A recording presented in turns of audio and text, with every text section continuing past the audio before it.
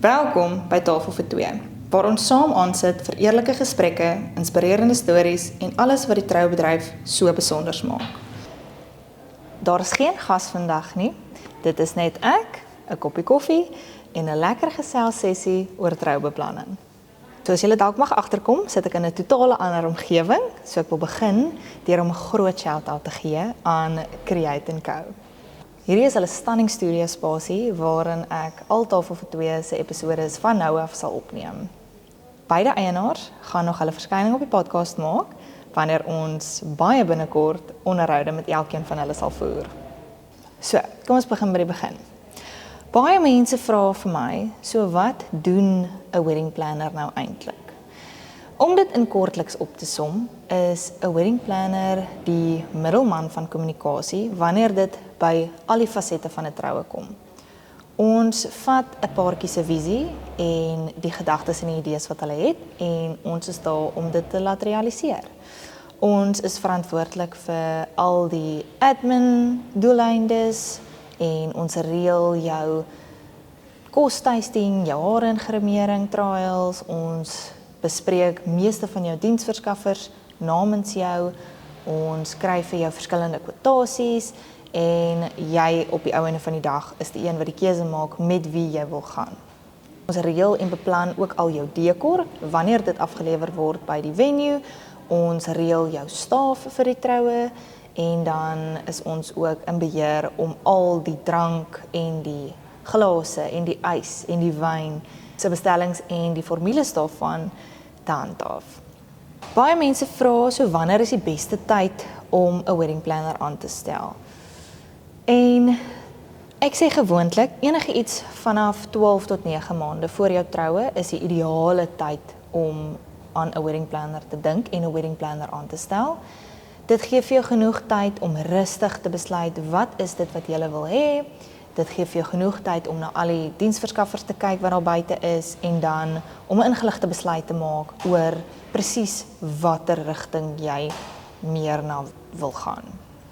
Baie mense vra ook vir my, wat is die verskil tussen 'n planner en 'n koördineerder? So, 'n planner is iemand wat die proses vanaf dag 1 met jou stap en die hele proses vanaf punt A tot punt Z vir jou mee help. Maar 'n koördineerder sou ek sê is iemand wat slegs 'n maand voor die tyd betrokke raak en hulle is ook natuurlik op die dag self daar, maar hulle is meer in beheer van die koördinasie alleenlik, so hulle is nie grootliks daar om jou te help om die beplanning vooraf te doen nie. Byvoorbeeld, 'n goeie voorbeeld wat ek kan gebruik is om al die diensverskaffers met die logistieke reëlings van die trokke van die dekormaatskappye, wanneer hulle moet kom aflaai, wanneer hulle moet weer kom optel. Al daardie tipe reëlings sal 'n koördineerder jou nie noodwendig mee help nie, maar dit is wanneer 'n planner sal. Ek dink die pad wat jy met 'n planner stap en die pad wat jy met 'n koördineerder stap verskil ook grootliks en die pad wat jy met die planner stap is baie meer in diepte en langer as die met 'n koördineerder. So wat gebeur nadat jy 'n planner geboek het? Ek sou sê die eerste stap om vas te stel is wat is die gevoel wat jy wil skep by julle troudag? En nadat dit besluit is om dan te beweeg, okay, wat is die volgende hoofpilare van die beplanningsaspekte waarop jy kan fokus en wat 'n mens so gou as moontlik moet vasmaak? Hoe kies die planners die verskaffers om voor te stel vir hulle paartjies? Ek weet, dit is 'n sensitiewe saak nou op sosiale media, maar ons stap 'n pad met 'n verskillende klomp, met 'n groot verskeidenheid verskaffers en ons weet die gehalte werk wat hulle lewer. Ons ken ook al 'n paar mense in die industrie wie ons kan voorstel bloot oor die feit dat ons weet jy jou waarde vir geld gaan kry. Dit is nie te sê dat ons daar iets uitkry nie. Ons werk nie op 'n kommissiebasis nie, maar ek dink jy kom agter wie 'n lekker span vorm op die dag ook en wie se hart regtig in die troue is. Maar ja, dit gaan maar oor wie jy ken, dit gaan maar oor, jy weet wat hulle na die tafel toe bring, jy kan hulle vertrou, hulle sal op tyd wees, hulle sal uit hulle pad uit gaan om jou kliënt gemaklik te laat voel, en ek dink dit is baie belangrike aspekte wanneer dit kom by iemand se troudag. Dit is nie net 'n vinnige maklike keuse van 'n diensverskaffer nie, dit vorm tog die span vir die dag. Stories wat al fout gegaan het, waarvan gaste nie geweet het nie. Sjoe, waar begin ek? Is dit by die koek wat op die vloer geval het? Of die stationery wat aan die brand geslaan het? Of die oonde wat by die venue nie gewerk het nie? Of die 120 roomhuise wat gesmelt het as gevolg van die venue se vrieskas wat gebreek het op die warmste dag in die Parel. So ja, ek dink daar's baie stories en ek dink ons kan boeke skryf, maar natuurlik is geen gas en geen paartjie daarvan bewus nie. Ons sal net 'n paartjie bewus maak van iets wat fout gegaan het of 'n probleem wat opgeduik het wanneer dit geld betrek. As daar geld betrokke is of daar is ekstra kostes ewe skielik wat ons altyd voor probeer uitkyk, dan sal ons die paartjie daarvan in kennis stel, maar in hierdie gevalle is hulle salig onbewus van al die stres en die chaos waardeur ons is. So, wat sou ek sê is die grootste fout wat paartjies maak wanneer dit by hulle troudag kom? Ek dink eerstens is dit wanneer hulle met 'n verskriklike indrukwekkende Pinterest-bord kom, nog voordat daar 'n begroting vasgestel is. Ek dink dit is waar die grootste teleurstelling kom, as jy hierdie groot look het, maar jy het werklik nie die begroting of die finansies daarvoor nie. Ek dink dit sou ek sê is die eerste grootste fout wat paartjies maak. En ek dink ook om verskaffers in die verkeerde volgorde vas te maak. So indien jy byvoorbeeld alreeds jou fotograaf, jou venue, jou caterer ensovoorts geboek het en dan kom die planner op die scene, is dit baie moeilik vir ons om jou begroting te laat klop en binne die margins te bly, wil ek amper sê, of binne perke te bly. 'n Groot gedeelte van die begroting is alreeds geallokeer aan sekere fasette en elemente en aspekte, maar dan bly daar net so min geld oor waarmee ons moet toer, en om nog steeds jou look te bereik wat jy in jou gedagte het, of wat jy in gedagte het, is baie moeilik as die begroting dit nie toelaat nie. En ek sou sê om alles te probeer DIY, dit is definitief een van die grootste foute. Don't do that, moenie dit doen nie. Daar's mense wat jy kan betaal om dit vir jou te doen, maar wat dit ook professioneel en ordentlik kan doen. As jy nie veronderstel is om so 'n produk te skep of te maak of te doen nie, en daar is mense daar buite wat dit vir 'n lewe doen, vertrou hulle met dit en haal daai stres en bekommernisse en ekstra druk van jouself af wat onnodig is, en kry iemand wat dit vir jou voluit sal kan doen. Ek sou ook sê om nie genoeg tyd te allokeer aan sekere belangrike elemente of aspekte wat op die dag moet gebeur nie. So dan is die dag gejaag en dit is 'n groot nee in ons boek. Jy wil die paartjie so rustig en gemaklik as moontlik vir die hele dag hê en genoeg tyd aan elke kategorie van die troue allokeer, waar hulle rustig sal regmaak die oggend, sonder gejaag, waar hulle die seremonie genoeg tyd uitgesit het voor, waar jy present kan wees, dit kan inneem, dit kan geniet, en alles te kan waarneem, en dat jou kop nie nou al is by die volgende ding nie, want die tyd loop uit nie. En waar jy by pre-drinks eintlik kan sit, gemaklik, op 'n bank, en gesels met ouma, wat so spesiaal jou troue bywoon, of ietsie te kan eet en 'n glasie champagne te kan geniet, sonder om nou op te moet vlieg, want jy moet gaan foto's neem, want die son gaan sak. Ja, so, you get the idea. Ek dink dit is 'n groot fout wat hulle maak. En dan laastens is om tendense te kies wat nie noodwendig eg is aan hulle as 'n paartjie nie. Ek sou sê dis 'n groot fout wat paartjies maak. Maar ek sal later daarby bylas. Wat is my gunsteling deel van 'n troudag? Ok, ek het 2. Ek sou sê die oggend, wanneer ek die bruid gaan groet, daai eerste initial contact of the day, is altyd vir my spesiaal, want dit is my verantwoordelikheid om die tone van die dag te set. So ek is verantwoordelik om die spasie en die omgewing kalm te laat voel en vir haar gerus te stel dat alles onder beheer is. En dat sy daar kan sit met haar hare en grimering en nie oor 'n enkele ding hoef te bekommer daar buite nie. So ek sou sê dit is een van my gunsteling dele, en dan die ander gunsteling deel natuurlik is die seremonie. Daai oomblik wat ek al wyl toe maak en haar blomme vir haar gee voordat ek vir haar by die aisle afstuur, is werklik vir my besonder spesiaal. Okay.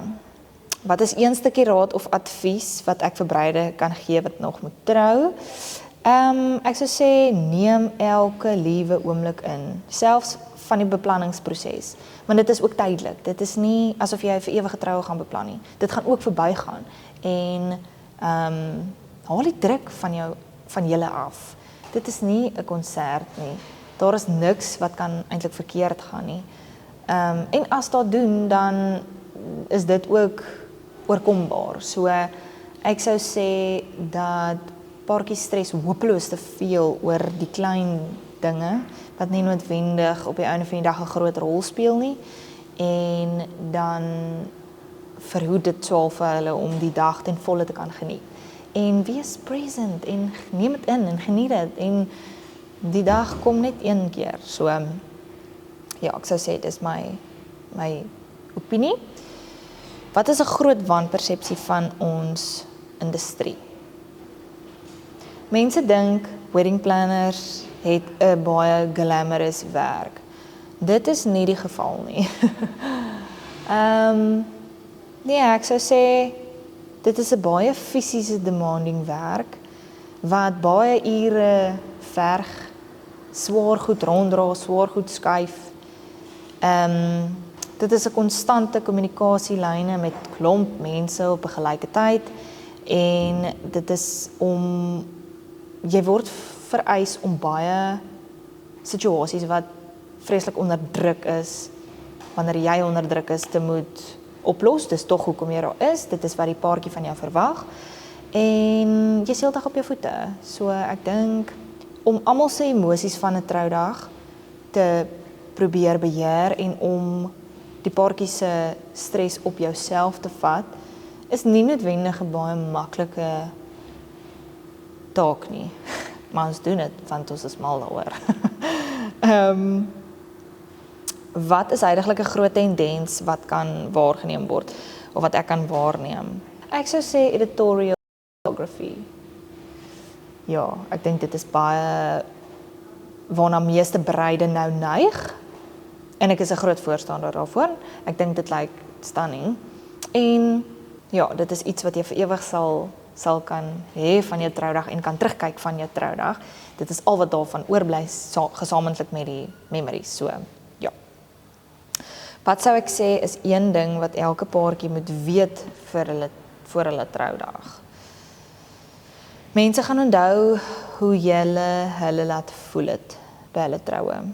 En definitief nie die ander pleit of die eetgerei waarmee hulle geëet het nie, en wat op die tafels was nie. So ek sou sê dit is nommer 1. En dan nommer 2 sou ek sê dat 'n wedding planner is nie noodwendig 'n onnodige ekstra uitgawe nie. Ek sou sê dit is eintlik iets wat vir jou geld kan bespaar op die einde van die dag. Die dinge wat paartjies nie van bewus is nie op 'n troudag is, die hoeveelheid trourok dramas wat ons al moes red is eintlik shocking. As dit nie 'n knoop is wat afgeval het nie, as dit nie 'n skeur in die mou is nie, as dit nie die zip is wat breek nie, as dit nie die trourok sak is wat vuil is binne nie. Daar's altyd iets met 'n trourok. 9 uit die 10 keer is daar iets met 'n trourok wat fout gegaan het of daar's 'n merk of 'n vlek op of daar's een of ander probleem. En believe you me, al is hy so klein soos 'n mosterdsaadjie, sal die bruid amper in trane uitbars daaroor. En dit is dan wanneer ons daar is om vir hulle te verseker, hulle moet kalm bly. Ons sal dit uitsorteer. Sy sal by haar afstap met 'n perfekte wit rok. Maar ons wil ook tog sê dat bruide nie so hyperfixated moet wees oor sekere klein goedjies wat mag verkeerd gaan nie. Jou dag gaan nie perfek wees nie. Dis nou een ding wat ek vir jou kan garandeer. Jou dag gaan nie perfek loop nie. En dit is okay, want dit gaan uitspeel soos dit moet. Maar ja, wat hulle ook nie van bewus is nie, is die hoeveelheid stoele wat ons moet rondskuif. En die hoeveelheid keer wat ons 'n missing groomsman of die MC moet gaan soek.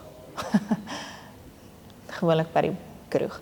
Maar die hoeveelheid kere wat ons al seating charts moet oorprint en reprint en skuwe maak van of gaste wat nie meer kan kom nie last minute, of gaste wat net nie opdaag nie, of die een het nou 'n bekleierery gehad met die een en hulle wil nie meer langs hulle sit nie en ons wil net die vrede bewaar. So ja. En dan natuurlik dat ons die timekeepers is van die dag. Ons hou al die verskaffers op skedule en maak seker dat ons preempt vir alles voordat dit gaan gebeur as dit sin maak. En dan natuurlik die weeromstandighede en plan A, B, C, D, E en F. Wat het troubeplanning my oor myself al geleer? Ek dink dit het vir my gewys hoe hardwerkend ek eintlik kan wees en dat mens nie limiting beliefs van jouself moet hê nie. Ek dink mens kyk maklik vas in okay, ek is net tot dit in staat en dan kry mens so 'n ceiling bo jou verwagtinge van jouself en ek dink ek het dit oortref. So om dit agter te kom van myself was eintlik nogal spesiaal. En dan hoe geduldige mens moet wees. As jy wag vir kommunikasie van ander diensverskaffers af op die dag self, as jy wag want die persoon wil nou eers weer 'n keer iets check of rondskuif of seker maak. So en mens gun dit vir hulle want dit is hulle trots, dit is hulle werksetiek wat uitstraal op daardie oomblik en ek dink ons as planners kan net dit ondersteun. En ons so ja, die geduld wat ek daardeur geleer het, sou ek sê is iets groots en dan ek dink om te dien, om te serve, mense bo jou te plaas of mense se behoeftes vir daardie dag bo jou, ander bo jou te plaas en ek dink ek het 'n tipe kalmte ontdek van myself wat ek nooit besef het ek regtig het nie of geweet het ek het nie. Wat goed is want ek is nogal 'n baie energieke mens en ek is baie loud en bubbly en ek hou van baie gesels en hardlag, maar in daardie scenario's is dit juist die teenoorgestelde wat hoe jy moet optree en ek dink dat na 5 jaar kan ek sê dit het werklik dit is iets wat ek oplet wat nou opvallend van my is wat ek na 'n troudag toe bring. Wenke vir bruide daar buite. Ek sou sê moenie die tydlyn onderskat nie want die tydlyn bepaal die hele dag se verrigtinge en dit bepaal definitief die algehele gevoel van die dag. Goeie verskaffers is werklik jou secret sauce tot 'n suksesvolle troudag. En ek sê dit omdat ek aan die agterkant dit ook so ervaar. As jy as planner 'n troudag ingaan en jy weet jou span wat saam met jou die dag gaan aanpak staan bankvas agter jou. Julle kyk uit vir mekaar, julle wil vir mekaar help en julle gee vir mekaar daai ruimte en daai spasie om elkeen sy ding te doen, dan is dit wanneer dit die mooiste alles bymekaar kom en waar dit regtig werklik lekker vloei. Wat is een ding wat paartjies nie besef nie totdat hulle halfpad deur die troubeplanningsproses is? Ek dink baie paartjies onderskat hoeveel veranderlikes daar is in troubeplanning, maar ook hoeveel moving parts daar is. Want as jy begin beplan, dan dink jy aan 'n venuekies, 'n rokkies en dan hier en daar 'n paar verskaffers, maar halfpad deur en besef hulle, o gats, dit is ook, of dit behels ook tydlyne uitwerk, kontrakte deurlees van verskeie diensverskaffers, RSVP's hanteer, dietary requirements hanteer wat jou gaste dalk mag hê en waarvan jy moet bewus wees, of daar enigstens vervoer gereël moet word vir jou gaste, of dalk vir familielede, akkommodasie moet bespreek word, seating plans moet uitgewerk word en baie versigtig uitgewerk word. Familieverwagtinge, weer teleurstellings. En ek dink dit gesamentlik met 'n klomp verskeidenheid verskaffers kan dit baie vinnig baie overwhelming raak. Maar ons sê altyd dat ons is die projekbestuurders daarvan. Ons doen dit vir 'n lewe. Jy en jou verloofde mag dalk taxing werk hê, maar dit is hoekom ons daar is, want ons doen dit vir lewe. En ons doen dit dag in en dag uit. En ons het die sisteme in plek en ons het die verhoudings al opgebou wat hierdie hele groot projek wat so baie moving parts het en detailed is, vir ons makliker maak. Soveel sodat dit nou soos 'n tweede natuur voel. Maar ek sou sê dit is regtig die punt wat ek dink paartjies nie verstaan nie, of vooraf weet nie, en dan dit eers snap totdat hulle 'n planner aangestel het en dan deur die hele proses beweeg het en besef het, okay, dit is hoekom ek die planner nodig gehad het en dank Vader ek het die planner aangestel, want hulle sou nie nog met dit ook kon deal nie. En jy hoef nie. Dis hoekom ons daar is. Maar ek dink om iemand te hê wie jy ook vertrou om al daai moving parts waarvan ek nou, of al die stukkies van die puzzle wat ek nou aangevat het, by mekaar te hou en op skedule te hou. Ek dink dit vat 'n groot mental load van die paartjies af, so ja, ek dink dit is iets wat hulle eers halfpad deur besef. Wat is 'n groot wedding myth wat paartjies het? Ek dink dat hulle glo en dink dat alles moet perfek volgens plan verloop. Dit is okay as dit nie doen nie. Dit is nie die einde van die wêreld nie, en soos ek nou voorheen gesê het, dit gaan nie alles perfek verloop nie. Maar dit is ook okay, want dit gaan presies uitspeel soos jou dag beplan is om uit te speel, volgens 'n groter plan. Die mees underrated vendor, ek sou sê 'n goeie planner of 'n goeie koördineerder. Een ding wat elke paartjie moet meer geld op spandeer. Ek sou sê troufotografie, definitief. En dan ook die gaste ervaring. Want dit is iets wat hulle gaan bybly. Dit is iets wat 'n verskil maak aan hoe hulle die dag ervaar, en as 'n gas met iets kan interact, is hulle onmiddellik meer opgewonde, meer op hulle gemak as om net daar te staan en mooi te lyk.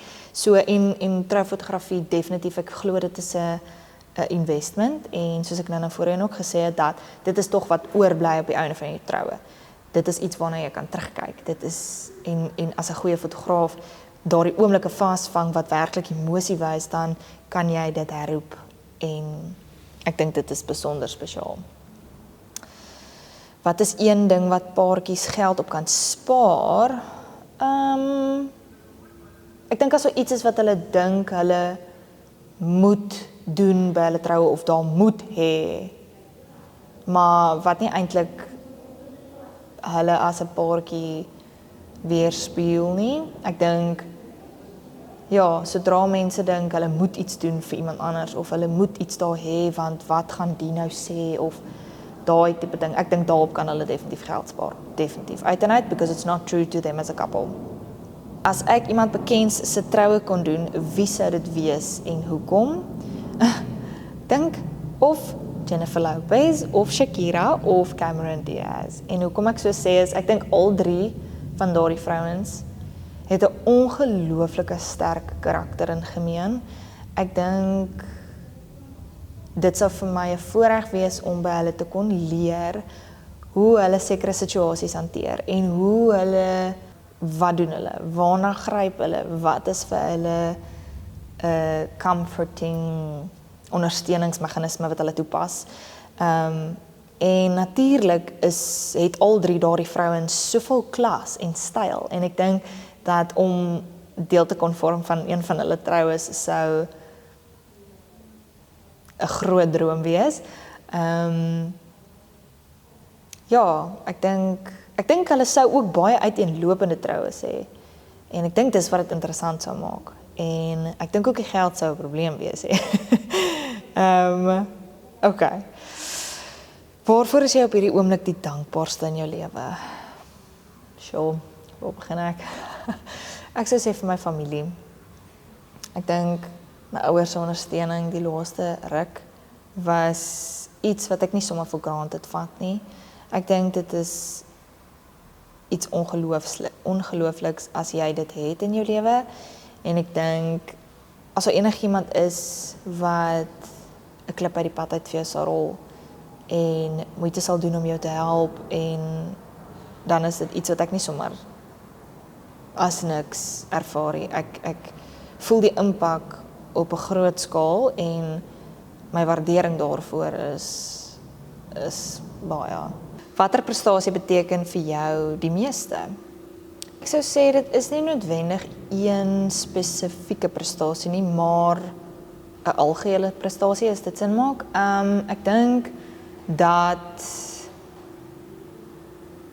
'n samevoeging van al die troues wat ek al gedoen het en al die jare se harde werk wat gelei het tot 'n goeie reputasie opbou. Ek dink dit is iets waarop ek die trotsste is.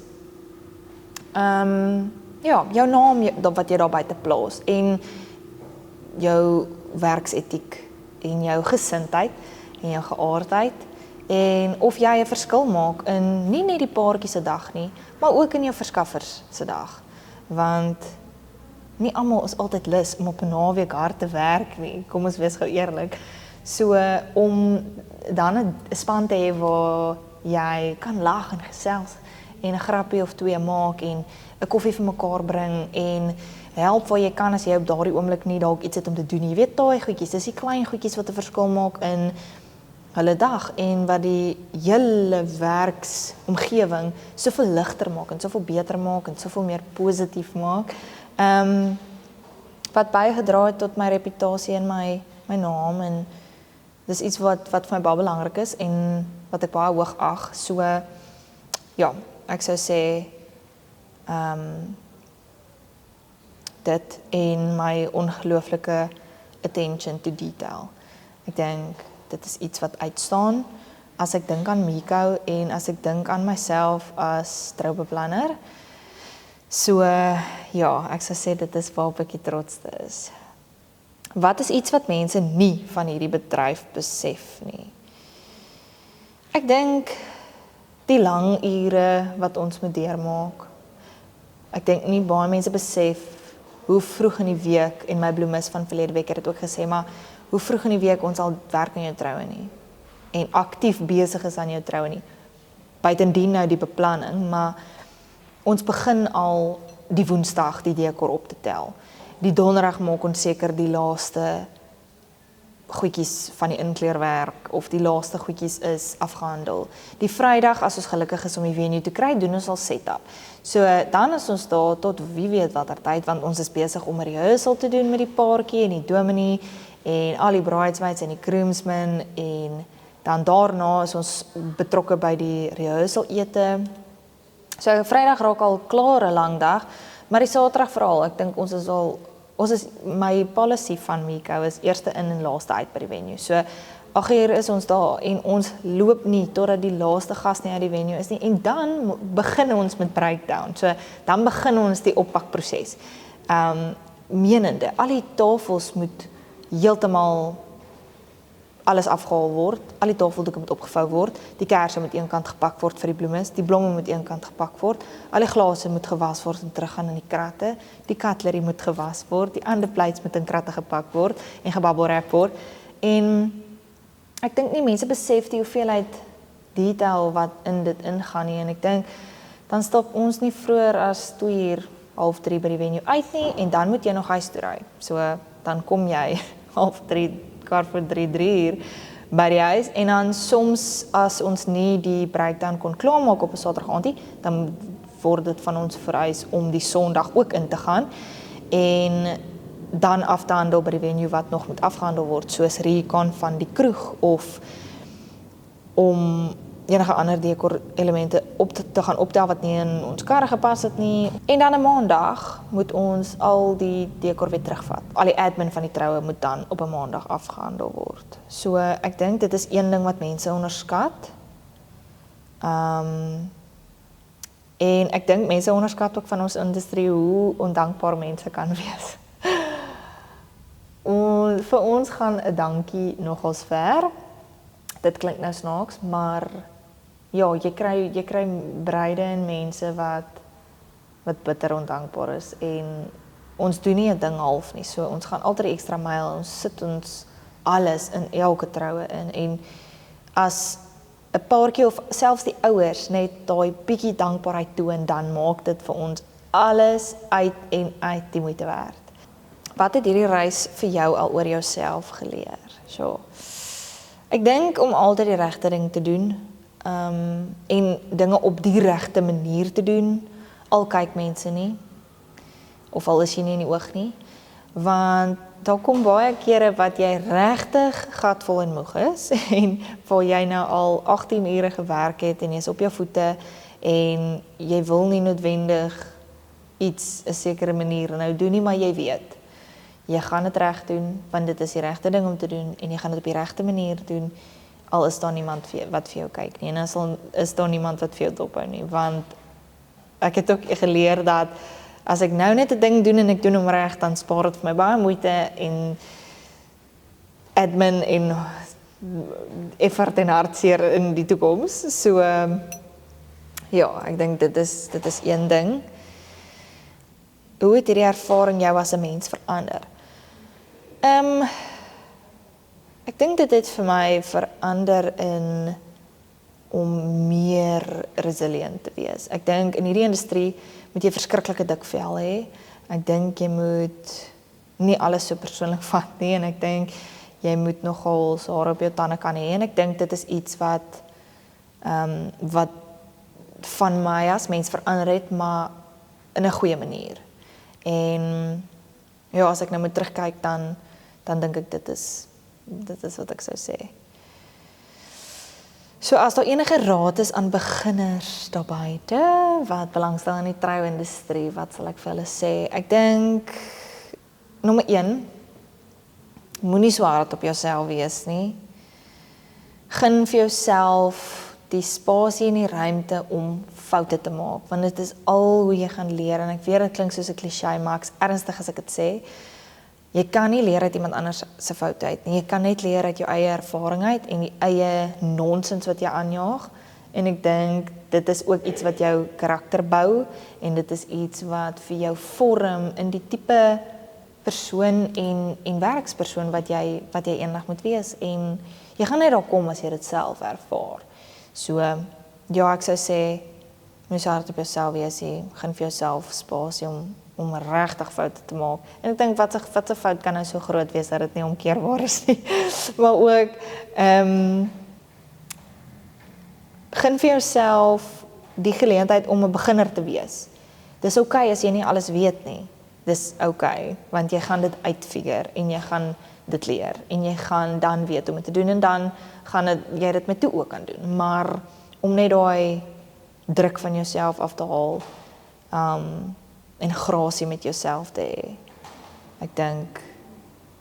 Ek dink have grace with yourself, want die feit dat jy dit selfs begin het, is al klaar 'n ongelooflike groot stap om op trots te wees en in die regte rigting. As ek kan teruggaan na die eerste dag toe in my maatskappy, wat sou ek anders doen?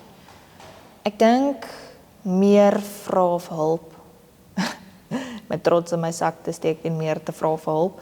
En nie noodwendig te dink dat ek moet alles self doen tot op 'n punt waar ek myself amper uitbrand of afskryf nie. Ek dink nie dit is die moeite werd nie.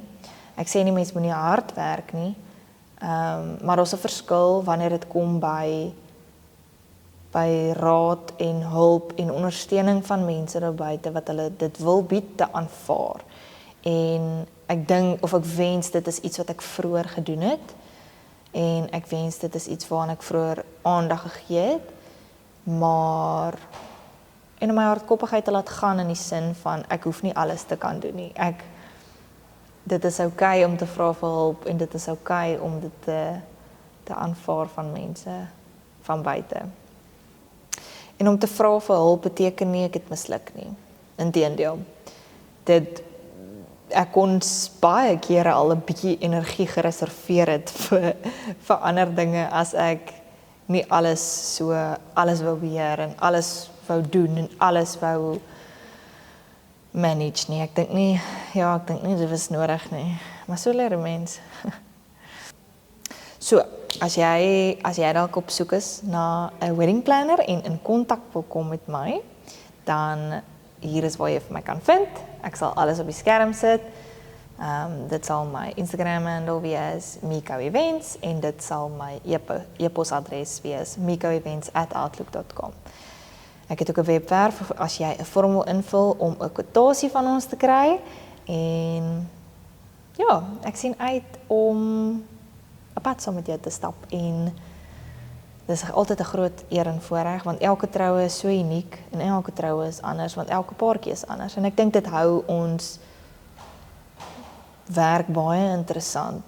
Dit hou jy op jou tone en dit hou alles net interessant tot op 'n punt waar jy is nooit verveeld nie want daar so baie veranderlik is dat dit is wat dit opwindend hou.